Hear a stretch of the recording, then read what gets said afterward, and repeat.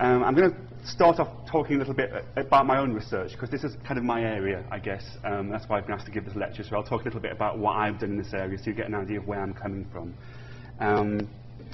Then I'll talk a bit about what discourse analysis is and why people have argued that it's a good idea to use corpus methods to use discourse analysis.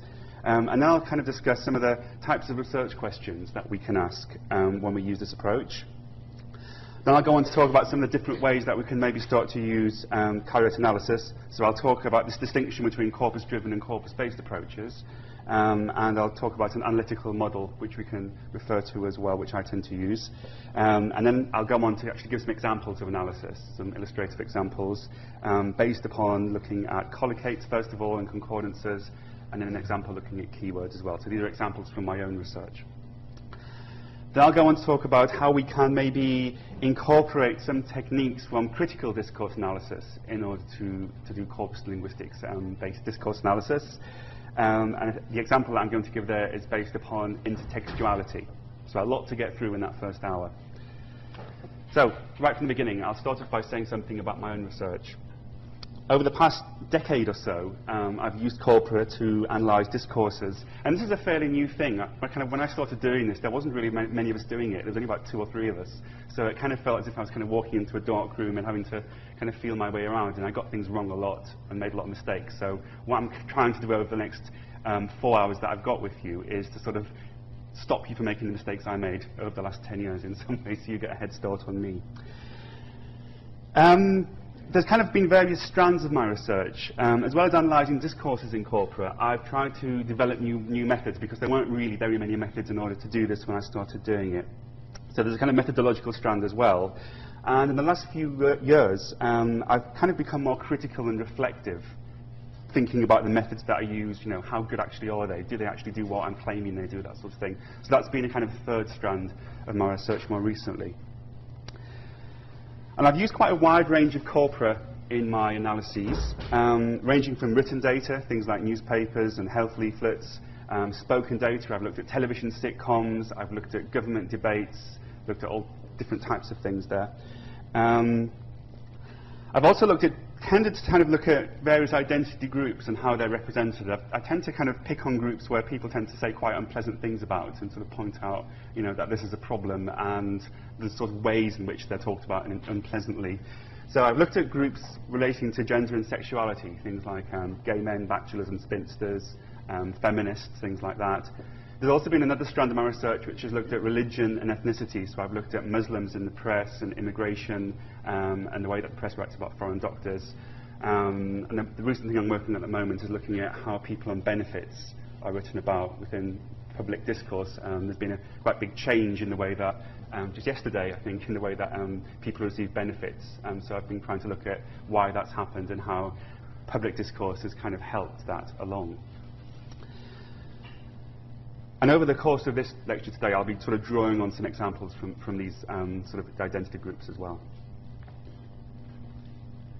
So, what do I mean by the term discourse? It's a horrible, tricky, unpleasant term, which tends to take about 6 pages of anyone's PhD thesis in their first chapter or second chapter to explain, because it's got so many different meanings. I don't want to go through all of them. I think it would take far too long. It's a lecture in itself. I've just included 3 commonly used definitions there, which are kind of all interlinked to each other as well, which kind of explains why it's such a slippery, horrible term. The first definition gives discourse as any form of language which exists above the sentence or above the clause. So this, you could say discourse is a paragraph of text, or it's a self-contained text, such as an advert or a short story or a song. Oops. And sometimes this meaning of discourse gets extended into the second meaning, so we refer to a text type or a genre of language as being a certain discourse. So we can talk about, say, political discourse or environmental discourse or something like that. So political discourse would refer to anything which occurs within political contexts, debates in parliament, political literature like election pamphlets, things like that.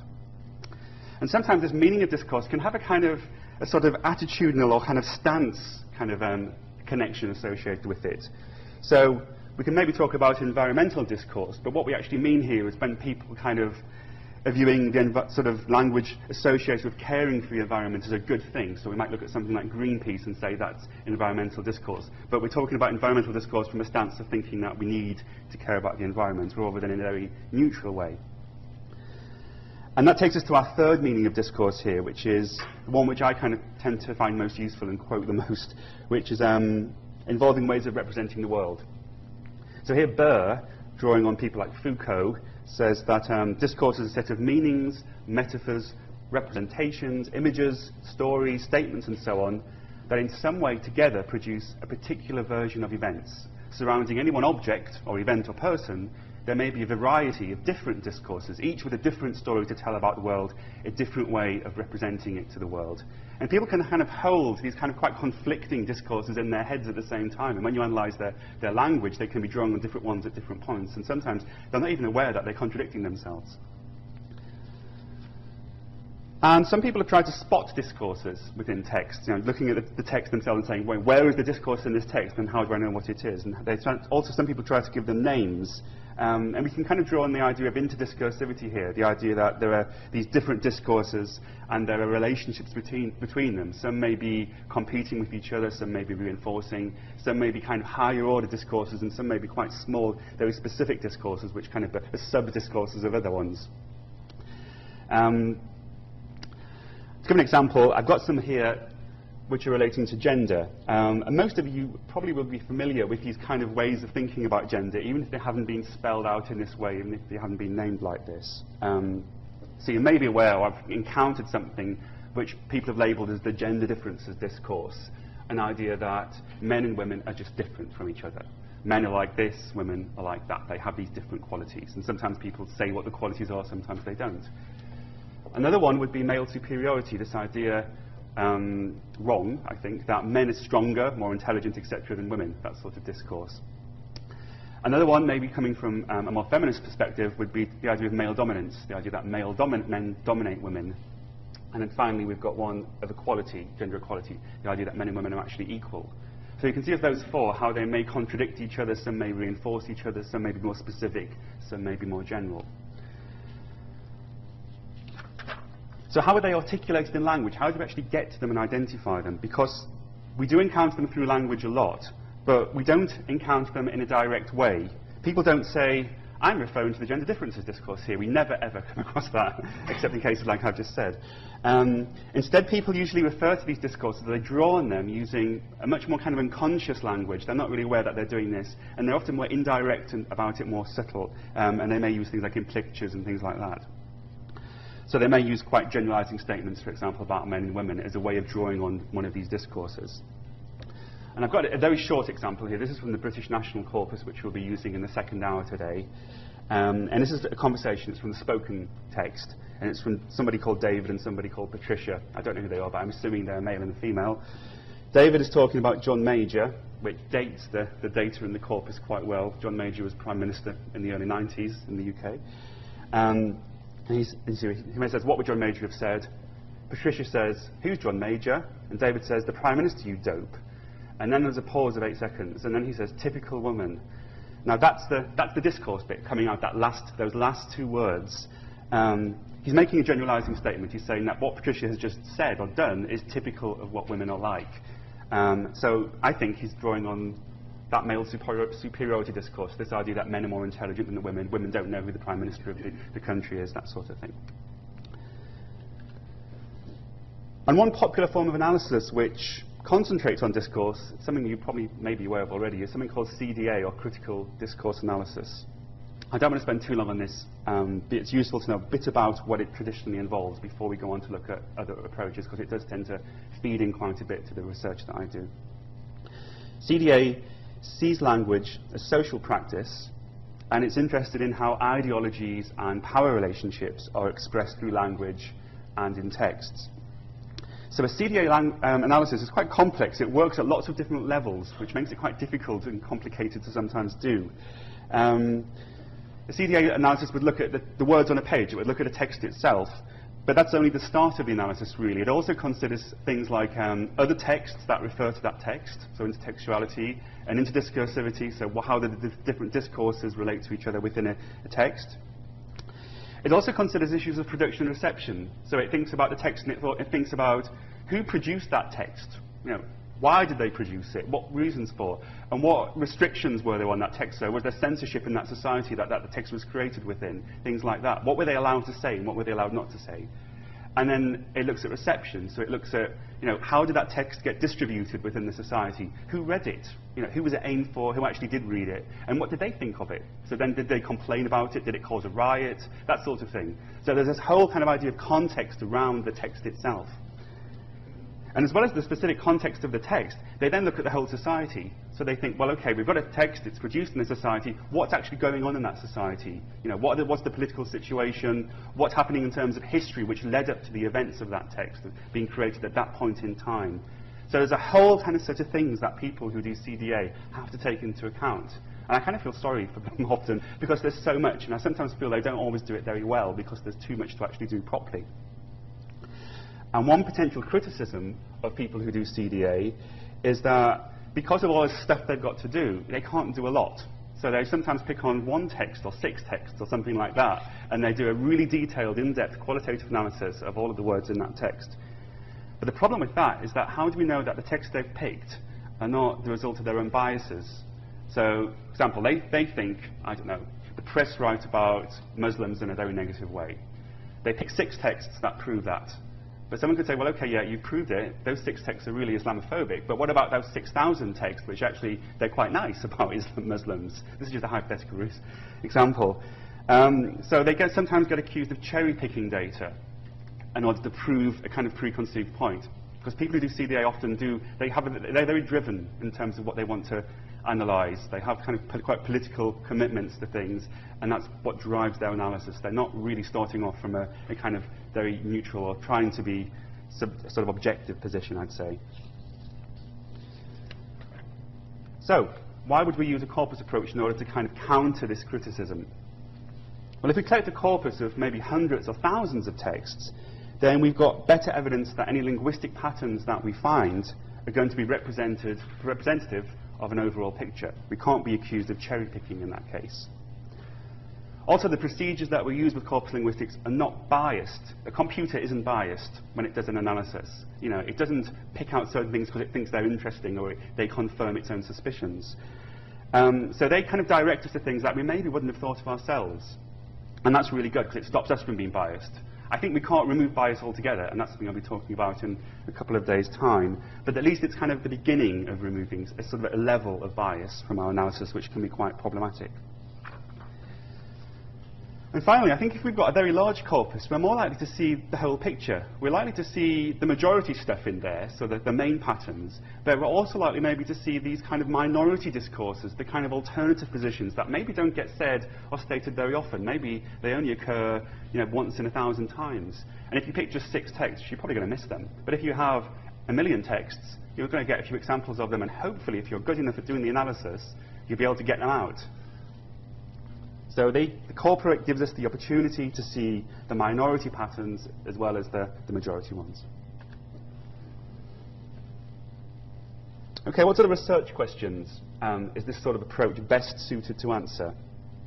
For me, the sort of kind of a question I tend to sort of start off with asking is something like this first one. How is a particular group or an identity or a concept represented in this data, in this corpus data? What discourses are surrounding that particular group? But corpus analysis is very good at comparing different things together.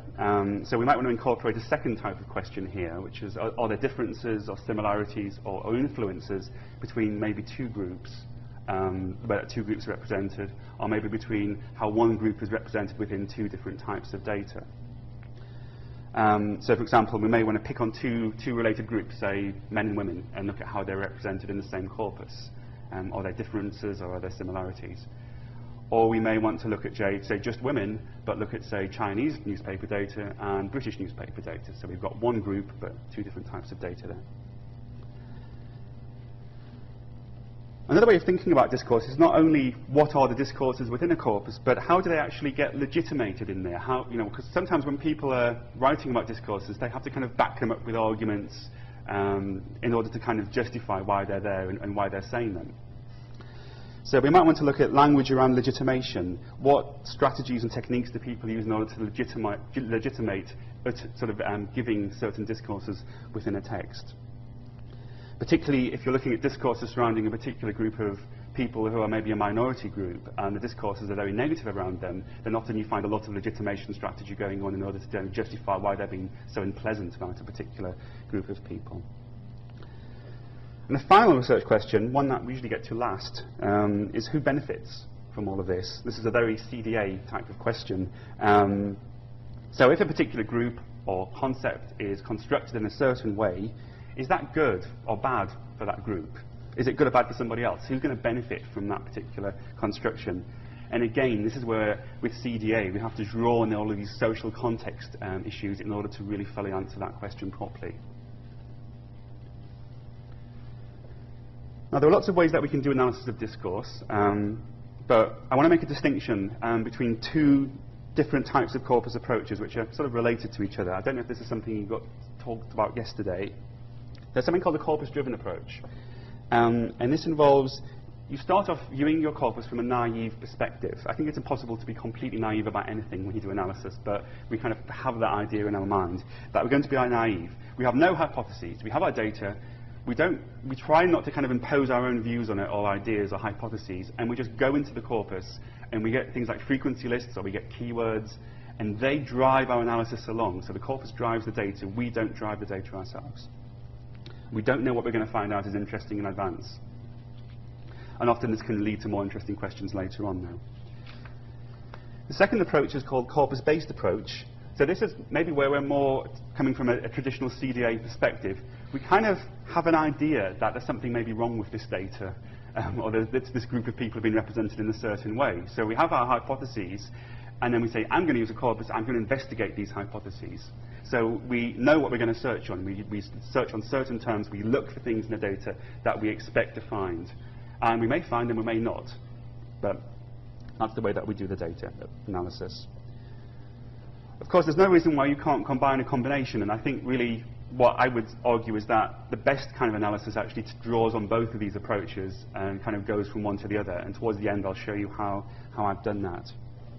And some people have argued anyway that this distinction is a bit of a kind of false distinction. It's kind of one of those kind of fake binary setups, more kind of idealistic, because it's really, really difficult, I think, to carry out a corpus analysis from a very naive approach. We always have ideas about what a certain group have been represented in because we live in society and we're aware of how they've been talked about in advance. So the analysis that I do usually have various stages to them. I've got 4 stages there. Sometimes you can kind of move back and forth between these stages, and I've kind of taken these from kind of traditional CDA methods as well. So this is what people in CDA tend to do as well as me. Stage 1 is very descriptive. We look at the corpus, we identify the patterns in the corpus, what's frequent, what's not frequent, what are the keywords, what are the collocates, those sorts of things, what are the differences between two texts maybe, and we just describe it. Stage 2, we have to interpret these patterns. So we ask, how do these patterns contribute towards the realizations of different types of discourses? And we might want to group certain patterns together and think about the effects that these patterns might have on readers if they read them. Thirdly, we have explanation. So we have to explain the pattern. And this sometimes is where we have to step outside the corpus altogether. We kind of put it aside for a moment, we look outside it, and we think about various contexts that are relevant. So we may want to consider maybe the legal status of the group that we're examining, look at maybe opinion poll data about that group, maybe laws to do with what is allowed to be written in society or what gets censored, things like that. And then finally, we have this evaluation stage where we ask who benefits or not from these representations or discourses that we found. And this could even involve making recommendations. You know, we could say that this text has this use of language, these discourses, this is a problem, these are recommendations for change. And this might sound very kind of artificial and abstract and people don't listen, but I think people are starting to listen to this sort of analysis. For example, I was at Parliament yesterday giving a kind of talk on homophobia in the Daily Mail to groups of MPs. So I think that people are starting to engage with this kind of analysis. And I think it is important that when we do it, we make sure that we don't just do it and then don't tell anybody. I think it's a kind of a duty for us to kind of put it out there and get people to actually engage with it. So we're not just talking in a closed room anymore. But some people don't want to do that last bit, and I think that kind of maybe is optional. So I'd say if you don't really want to kind of do that evaluation and you want to stay maybe a bit more neutral, that's okay as well. I'm not forcing you to do that at all.